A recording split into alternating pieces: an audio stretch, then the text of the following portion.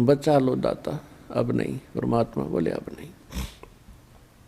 जब कभी तुम्हें मानुष शरीर प्राप्त हो और मेरा कोई दास मेरे ज्ञान की महिमा सुना रहा हो, उसकी शरण में आ जाना, तब तुम्हारा कल्याण होगा।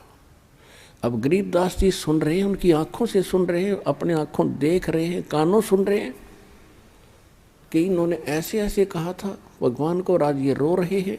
ये रामकृष्ण के पुजारी थे, कोई शंकर जी का पुजारी था, कोई मुसलमान वहीं पीटा जा रहा था, कोई कुछ साधना कर रहा था, कोई जैनी था। अब सभी वहाँ भुगत रहे थे।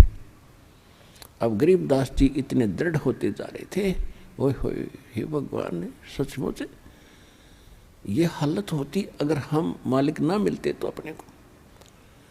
फिर ब्रह्मा विष्णु महेश के लोक में ले गए। वहाँ देखा बेटा ये सब ना अपनी दुकान खोल रखी है।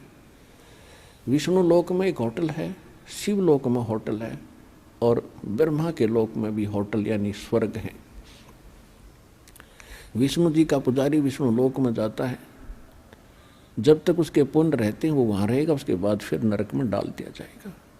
और ये प्रत्येक प्राणी से अपने राज्य चलाने के लिए, ये राजा हैं, ये टैक्स लेते हैं। जैसे यहाँ पृथ्वी के राजा आपसे टैक्स लेते हैं, अपने ठाठ करते हैं, आपकी पूंजी तय। इसी प्रकार वो वहाँ करते हैं। इसी प्रकार शिव के लोक में रेस्टोरेंट है यानी स्वर्ग है, शिव का पुजारी स्वर्ग में रखा जाता है। जब उसके पुण्य समाप्त हो जाते हैं उसको फिर नरक में डाल दिया जाता है। नरक के बाद फिर 84 लाख प्रकार के प्राणियों के शरीरों में